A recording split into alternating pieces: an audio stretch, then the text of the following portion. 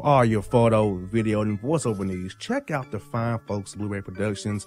They will take good care of you. If you don't believe me, you can see for yourself. Check out their work at blueberryproductions.tv, the Facebook page, Blueberry Productions, also a Vimeo page, a YouTube page, and it's Blueberry, BLUBERRY, Prod on Twitter. Check them out today. Blueberry Productions, great people, great work, great service. Hey there, your yard took a real beating this summer. Luckily, Scott's Turf Builder Winter Guard has your back. Just feed your grass with Scott's again this fall when the air is cool and the soil is warm. It's the perfect time to give your lawn a boost. If you do, Winter Guard will give your yard the nourishment it needs to help weak, thin grass recover and support root growth, giving you a greener, more resilient lawn both now and next spring. Guaranteed. Grab a bag of Scott's Turf Builder Winter Guard today. You'll be back to barbecuing in no time. This is a Scott's Yard. Hey parents, we all try to be extra careful with our children in the car, but then we get an important call or text. Remember, our children are watching. Make every drive a good example. Be in the zone. Turn off your phone. Visit childrenshospital.vanderbilt.org/BITZ to learn more about our teen driver safety program. Brought to you by Monroe Carroll Jr. Children's Hospital at Vanderbilt, the Ford Motor Company Fund, and the Allstate Foundation. Hello, my name is Travis Williams, President and CEO of Academics and Athletic Consulting, focusing on educating and empowering tomorrow's collegiate athletic leaders. My passion is for the education and genuine concern and care for today's student athlete. It's the centerpiece of my life's work. A college education, both in and out of the classroom, is a truly rewarding benefit. For more information on AAC, you can go to www.academicsandathleticsconsulting.com. Once again, www.academicsandathleticsconsulting.com. Or you can follow me on Facebook at Academics and Athletic Consulting, or Twitter at Coach TWill24, or Instagram Travis L. Williams 24. Or you can call me at 404-542-6079. Once again, AAC is very proud to partner with J.R. McHenry of the Bossman Radio Show, covering sports and entertainment across the country. Please tune in weekly for informative, entertaining, and expert analysis on today's sports and entertainment topics. Thank you.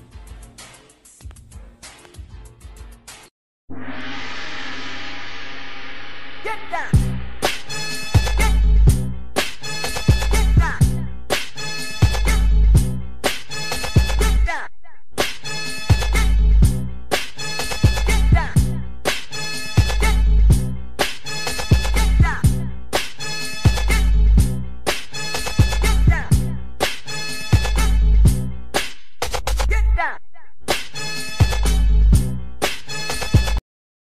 Back in the Bossman Show, RJ Ochoa here, blogging the boys, covering the Dallas Cowboys. RJ, man, how you doing? I'm doing well, my man. It's good to be with you. Hope all is as well as can be in your neck of the woods. Hope the fall is ready for you, or you're ready for the fall, I should say. Hope you're ready for the time to change. Just doing everything I can to distract myself from the Cowboys, because it's been that kind of season. Hey, man, I understand, man, but you know, the Cowboys added to our misery in Atlanta, man. So let's talk about that game first. And the Falcons are playing the Cowboys at AT&T Stadium. We're beating the Cowboys badly, the Falcons were, and all of a sudden, as Falcons do, we choked the game. What were your thoughts watching that game when the Cowboys played the Falcons, man, and the Falcons lost the game on that kick by Zerline, the Harden kick there? At the time, the Cowboys were 0-1, just like the Falcons were. And every year people talk about the teams that start off seasons 0-2. So I was already kind of, getting ready to sort of hit that angle, how the Cowboys were going to be 0-2 and how disappointing it was going to be, which was going to be very interesting to say the least. But yeah, I mean, people say, people like to say now when it comes to the Cowboys, they're 2-5, right? As we sit here today, how they would have one less win if not for a crazy onside kick. And the onside kick obviously stole all the headlines from that game, but Julio dropped I mean, the easiest touchdown I think he's ever going to have off that Russell Gage pass. And so, I mean, if that happens, the whole onside kick and everything is never a factor. It was obviously crazy. It was, I feel I've been to one Super Bowl in my life. I was at Super Bowl 51. And so, I mean, I obviously just kind of have a soft spot for the Falcons, and it's tough. I think Falcons fans are the only thing that Cowboys fans don't envy right now. I was there too, RJ, man. Just say that flight back to Atlanta was not fun for me. I was there in all my Falcons glory. It just was not a fun flight back to the ATL after that meltdown we had, man, in Houston. Sad day for us all in Atlanta. Yeah, my dad and I, that year, because obviously we live in Texas, we had said, because the Super Bowl was in Houston, we'd said, regardless who's in the Super Bowl this year, we want to go, we want to experience the Super Bowl, you know what I mean? Like, you never know how many you're going to get to go in your life or whatever. And that was Dak and Zeke's rookie year when the Cowboys were the 1 seed. And so for a long time, we were thinking, man, we're going to luck out, and the Cowboys are going to go and it's going to be awesome and everything. And so we win and we just said, let's just hope for a great game. You know what I mean? Like that's what we really wanted more than anything. And to see the first one that went to overtime was really cool and really fun. But I'm, certainly not for you. My bad there. Now, RJ, let me ask you this, man. The Cowboys roster, I see what they've done with Dontari Poe now, Everson Griffin, Darryl Worley. And those are the guys that Steven and Jerry Jones signed on kind of cheap free agency there. I feel like those misses are hurting them defensively. Plus, I feel like that Mike Nolan's defense is not geared to the personnel. This is more of a Rob Marinelli, Pete Carroll, Chris Richard, Robert Saleh cover 3 team defensively, who they have players-wise. And what Mike Nolan's do with the 3-4 looks, and it's not who the Cowboys' personnel is right now. Yeah, obviously, Rod Marinelli is the Cowboys' most recent defensive coordinator to Mike Nolan, and Chris Richard was kind of a pseudo defensive coordinator, didn't have the title, but had a lot of the work and a lot of the responsibility. And it's hard to do anything, obviously, in 2020, as we're all well aware. And the Cowboys tried to change a lot. And it's hard to do that over Zoom. It's hard to do that over Squadcast or Skype or whatever you're talking over, FaceTime. And so I think it was a big challenge that they tried to undertake, which is part of the problem. I think part of the problem is the talent that they brought in. You mentioned Darryl Worley and Dontari Poe, not exactly players that they hit on right away. The Cowboys also brought in Clinton-Dix, who didn't even make the 53-man roster when it was set after training camp. Their biggest free agent signing was Joe McCoy, who got hurt during the first practice and ultimately was cut for some, contractual financial reasons. It remains to be seen whether he'll return to the team next season. The Cowboys also signed Everson Griffin during training camp and obviously traded him away this week. And so I think, a lot of it, when you're 2-5 and everything's on fire, all of the problems are really visible, right? And so I think that's part of the story. But yeah, and I think, the reality that's taken the Cowboys a little bit of time to accept is that what they had was not that great. I think they've got a great piece in DeMarcus Lawrence, who certainly, it would be awesome if he played better. Leighton Vander Esch has battled injuries for a long time, and it's hard to count on that. Jalen Smith, as incredible of a story as he is one of the worst linebackers in the NFL. And so the Cowboys are paying the price for a lot of decisions they made, both, a couple of months ago and a couple of years ago. And it's sort of a perfect storm in this moment that it all collapsed, right all at the same time. Do you think that Tank Lawrence is in trouble, RJ? Because I feel like his contract is kind of how good. He has kind of a bad contract right now. So do they look with his cap being lower next year, maybe moving Tank Lawrence maybe because he's not performing up to that level of $100 million that they paid him? No, I think that Tank is safe. I think he's the best player on the Cowboys defense. And would it be awesome if he had more sacks? Certainly. But I think, I think if you're going to choose a piece to build around defensively, it's without question DeMarcus Lawrence. And so I think that, other moves are certainly possible, but I would be shocked if they, for whatever reason, wanted to move on from DeMarcus. Now, what I've noticed, RJ, is Dak Prescott, he should get paid anything he wants right now, RJ, because he covered up so much mess. Reminded me of Tony Romo when he was the 8-8 Cowboys all those years, and he covered up so much was wrong with the Cowboys defensively on the offensive holes. Romo covered it up for the Cowboys. It's like Dak doing the same thing for you, the Cowboys now. And with him being gone, how just the bottom dropped out is like, wow. You know, Dak is hurt the way he is. He's really showing his worth not being there right now. Yeah, I agree entirely. It's really ironic that, you know, there are a lot of Cowboys fans that learned how to appreciate Tony Romo in a really painful way, right? And it's ironic that those same people don't appreciate Dak Prescott. And, you know, you can go back and forth and you can say the Cowboys offered him this. And, you know, Dak and Dak's team understood the situation. And I don't think anybody can or should or would blame them for going about it the way that they did. He bet on himself, and I think he's hit on those bets. And it's weird to talk about who wins the bet with him being hurt. But, you know, 2 games into life without Dak Prescott, the Cowboys are a disaster. And so, yeah, I mean, every week it feels like Dak's value is raised and is elevated. You mentioned it. I agree. He certainly covers up a lot. And, you know, does Dak ever won a Super Bowl? No. But, I mean, you know, that's something that people focus on a superficial level.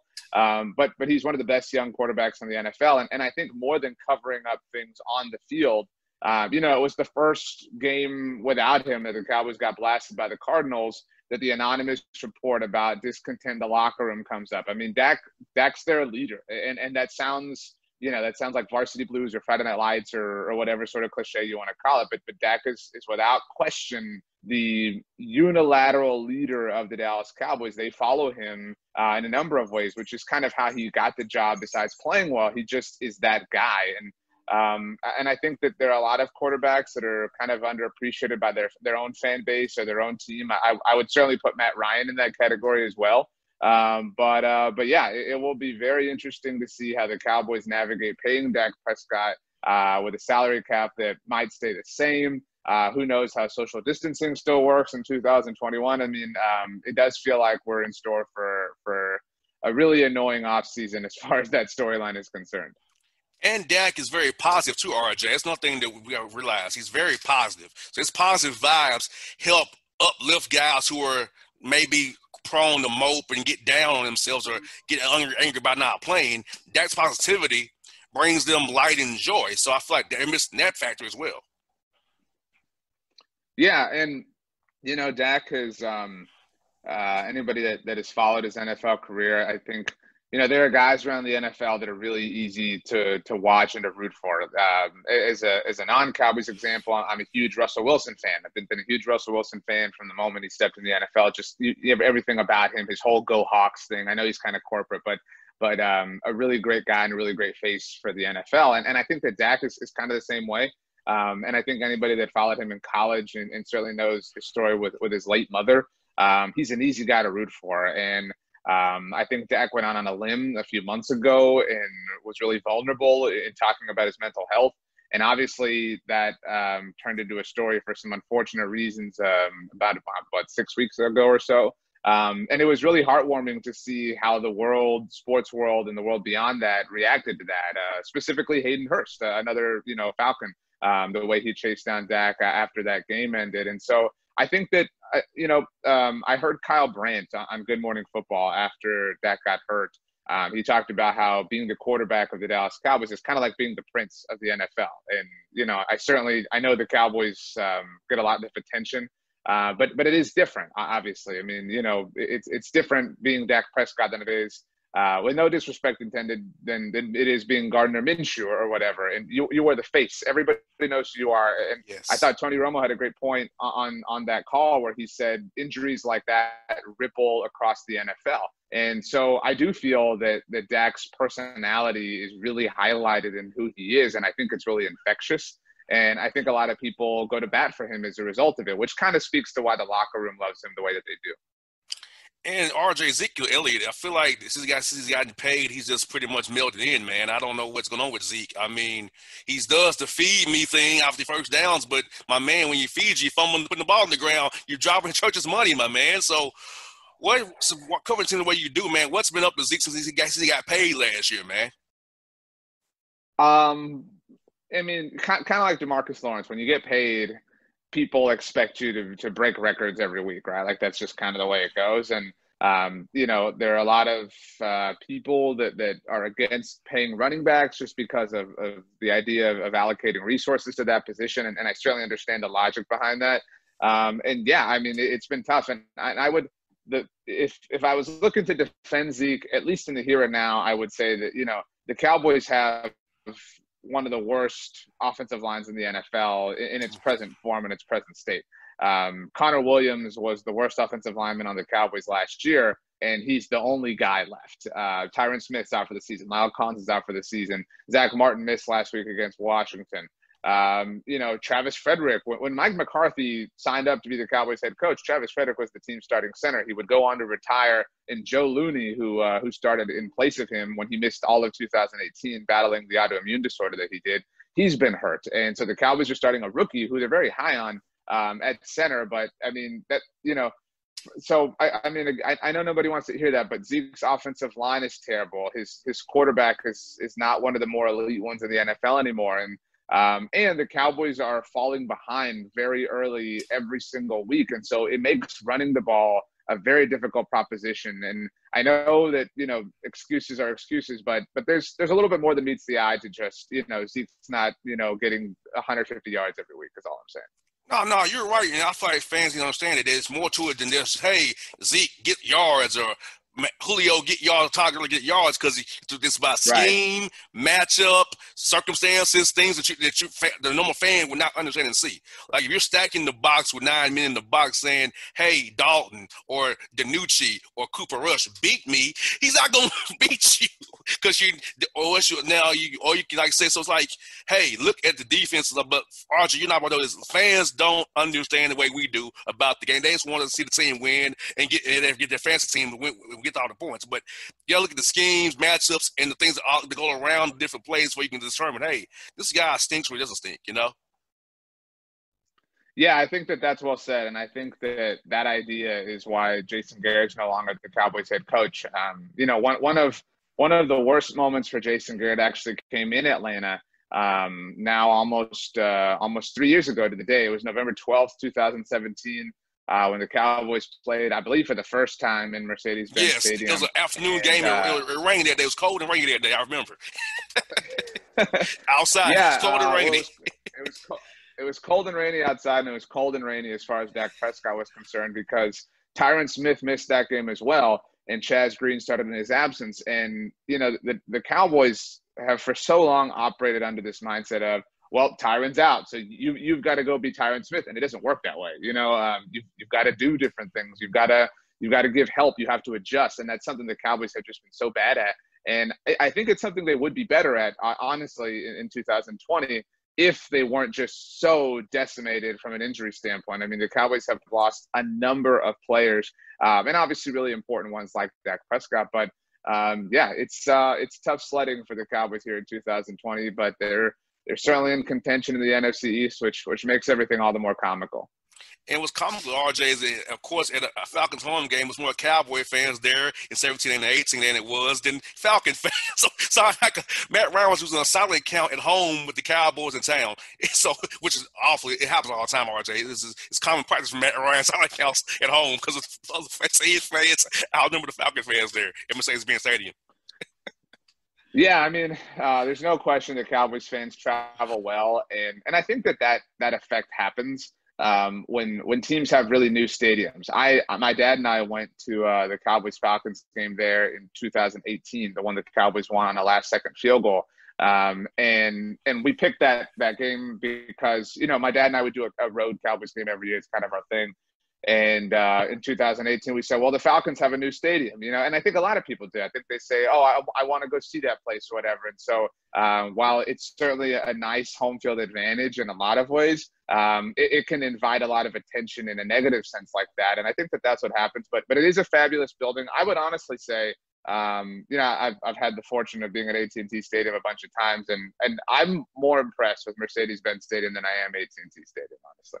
And it was sunny that day, and we 18, and the roof was open. I remember that day. It was in the 70s that day. I remember that it was in the 70s. It was a warm day in November. I remember that. It's like a good day, man. It's a good day, man. That's what I got for RJ is this, man. The Cowboys this year. I'm looking at it trying to be nice. I'm saying 4-12. What are your thoughts, man? I'm just being honest about it. Look at the schedule. So we do weekly picks, obviously, every week, right? And I've honestly picked the Cowboys every week, except for when they went to play the Seattle Seahawks. I took Seattle and obviously hit on that. And I picked the Cowboys because it made sense to, I thought. I thought that they would beat the Rams. They obviously didn't. I thought that they would beat the Falcons, and they got lucky and did. I thought they would beat the Browns, and then they failed. And, the two games the Cowboys have played without Dak Prescott, on Monday Night Football, played against the Arizona Cardinals. And I really thought that there would be this rally around, Dak, rally around Andy Dalton. I thought the team had a little bit more backbone to them than they clearly do. And so I was foolish in that regard. And last week, I really thought this is a really bad Washington team. I think the Cowboys are really bad, but not as bad as them, and clearly wrong again.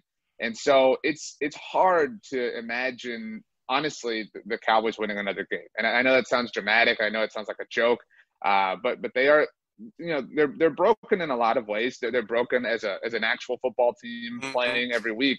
But I think they're broken in spirit, and they're broken in will, which is, again, not to get all cliche and varsity blues or whatever, but this is a team that really has no backbone and no fight. And I think that was really seen by the world last week when Andy Dalton went down and not a single Cowboys player challenged John Bostic as a result of it. And so I don't think there's a switch that this team can flip. I think this is a group of players that has shown before that when they check out, they're done. And I think that they've quit on this season. I think maybe they get lucky. Maybe they beat New York, when they play them again, just because the Giants are such a mess.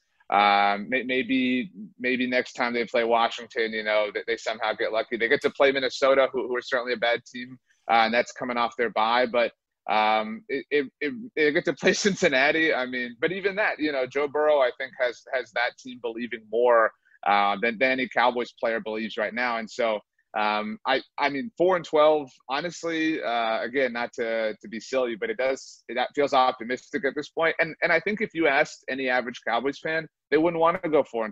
I think that most Cowboys fans, especially, when you lose your quarterback for the season, it's hard not to check out as a fan, right? It's hard to get hyped. And so I think every Cowboys fan is willing to just say, hey, it wasn't it, this wasn't it. And let's focus on 2021. Let's get a top 3 draft pick. Let's figure that out. Let's build around that idea, and let's hit the reset button because, this is a nightmare from hell. And we want it to end as soon as possible. I tweeted the other day, when the Dodgers won the World Series, that the last time the Dodgers won the World Series, obviously was in 1988. The 1988 Cowboys finished worse in the NFL and had the number 1 overall pick the following year. So hopefully that holds true again here in 2020. I was going with Washington on Thanksgiving, and I was going to go with the Giants. Those are the 2 games I was giving the Cowboys being nice. You kind of read my mind. Those are the games I kind of looked at. Those are probably the ones they'll win because I'm pretty sure they'll want to beat the Clapper, the Garrett. They want to beat him again. But I would say RJ this, that it shows that he wasn't the only problem. It wasn't just him. It was more to it than Garrett clapping. It was talent-wise picked by the Jones family and Will McClay, not so much Garrett. And so McCarthy, I don't know how you feel about this, that they go too bad with Jerry Jones maybe say, hey, reboot all together and get him out of there too. I know he hates to pay people, but I'm thinking if it's too bad, he may get rid of McCarthy and his staff as well. I don't think so, honestly. I have a lot of respect for Jason Garrett, but you're right. I think he was a problem. I don't think he was the problem. I think that a lot of Cowboys fans thought, he was the only problem, and that's just not the case. As you've seen, there have been a lot of headlines just this week, from the Joneses, right? Last Friday, Jerry Jones challenged the anonymous report about discontent in the locker room. 2 days ago, you and I were talking on Thursday. On Tuesday, Jerry Jones told the 105 to the Fan host, the radio station he appears on, to shut up and let him answer. On Wednesday night, it was reported by ESPN with exact quotes from Jerry Jones that the Cowboys cut Dontari Poe because he was 30 pounds overweight. And so that's that's the bigger problem, right? Is that we've got like multiple headlines this week that have nothing to do with Mike McCarthy. And while I certainly acknowledge that Mike McCarthy hasn't been flawless, hasn't been perfect, there are two things that Mike McCarthy has done this season that I'm a huge fan of. And one was when he chose to go for 2 against the Atlanta Falcons, which was debated a lot by a lot of people. But he hyped himself up as an analytically minded person, and that was an analytically sound decision in my mind. So I support that. And I also support Mike McCarthy calling out the Cowboys for not defending Andy Dalton, because that is a major difference between he and Jason Garrett. Mike McCarthy is he's from the Pittsburgh area. He's a blue collar guy, wants to get his hands dirty, wants to do a lot of work. And that's not the culture that the Cowboys have had. The Cowboys are kind of a country club organization. And so I think there's a battle of cultures, which is difficult for him to overcome. I also think the uniqueness of this year and not being able to properly implement what he wanted to do, and the number of injuries. I think it's very easy to understand how Mike McCarthy's plan could not be working right away. And so I'm certainly willing to give him a little bit more time, because of all the problems that exist with the Cowboys, he's new. And I'd like to see what he can do given some more time. RJ, tell our listeners about your website that you work for, Expedition, the boys website you have. Tell them about the boys and how they can follow you and your staff and your writers, man, what you guys got coming up for them every week for the Cowboy fans here in Atlanta, who I know there are a bunch of them here. So tell them about Blogging the Boys and Expedition, man. Sure. I work for SB Nation. I run our Dallas Cowboys website, bloggingtheboys.com, so you can check us out there. We create content in a number of ways. Obviously on the website, we're on social media, on Twitter at Blogging the Boys, Instagram, blogging.the boys. You can like our Facebook page. You can subscribe to our YouTube channel. We have a podcast network ourselves. We have multiple shows that go out every single day because we know there's a lot going on in the world of the Dallas Cowboys. One of our managing editors, David Halpern, actually lives in the Atlanta area. So, it's a near and dear place in the Blogging the Boys' heart. I'm on Twitter and Instagram at RJ Ochoa. And so, these are tough times for the Cowboys, but I can promise you this, I can guarantee you this, that as bad as the Cowboys might be, they will always be incredibly interesting, which is what we sort of exist for. I mean, this past week, their defensive coordinator, who a lot of people are displeased with, got Tabasco in his eye. Yes. And so, that's the kind of thing that seems to only happen to the Dallas Cowboys. And so whatever happens, we'll have you covered at Blogging the Boys. As my daddy says, as the Cowboys turn, RJ. That's what he says. So far, as the Cowboys turn, always. For sure, my man. Well, RJ, thank you for your time today, man. Stay safe. We'll talk to you real soon. Hopefully, it's come to Atlanta, man. Hope to see you in person, man, once this pandemic stuff dies down, my brother. Sounds good, man. Hope Penny Hardaway was awesome. And if I'm the second coolest guy you had on today, I'll take that as a high honor. Hey, you are, man. You are. It was Penny Hardaway than you, brother. You're running back up to Penny Hardaway, man. So I'm cool with that. Sounds good, man. All right, buddy. Have a good rest of your week. You too. Be good, buddy. Thank you, man. You too.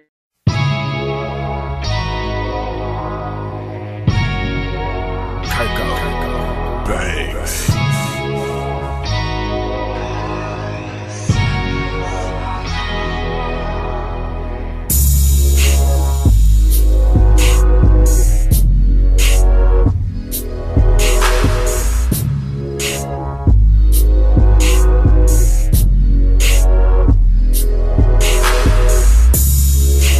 Hip-hop fans, I got a great album for you.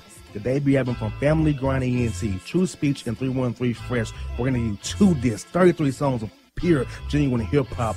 Albums available on iTunes, Amazon, Google Play, illstreetrex.com, and streaming live right now on Rhapsody, Beats Music, Spotify, Xbox Music, Slacker Radio, and SoundCloud. Check them out today. True Speech and 313 Fresh. Family Grind ENT. Believe in it. Get it. A gorgeous tan from Suntan City gives you an inner glow that relights the fire when you run into your first crush. Vicky, who was that? An old boyfriend. Lucky you just tanned at Suntan City. Lucky he's single. We're doing lunch tomorrow. Won't be single for long then. During Tour of the City, try all 5 tans, including spray tan, for just $4.99. Restrictions may apply. Click to buy now. When you're a teen, you finally get to make some of your own decisions. Who are you going to hang out with? What do you want to be? Are you going to glance at that text while driving? Remember, a split second is all it takes for something tragic to happen. Be in the zone. Turn off your phone. Visit childrenshospital.vanderbilt.org/BITZ to learn more about our teen driver safety program. Brought to you by Monroe Carroll Jr. Children's Hospital at Vanderbilt, the Ford Motor Company Fund, and the Allstate Foundation.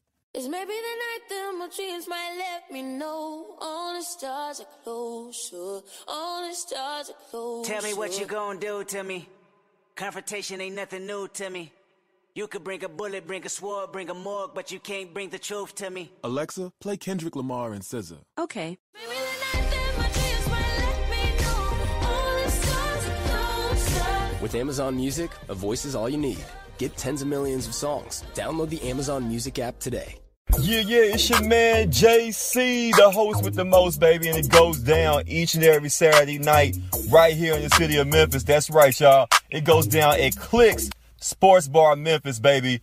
3705 Malco Way, Memphis, Tennessee, 38125. Come out and join us, the Three Kings, each and every Saturday night for the livest karaoke in the city. Everybody gets in free till 10 p.m. Only $5 after.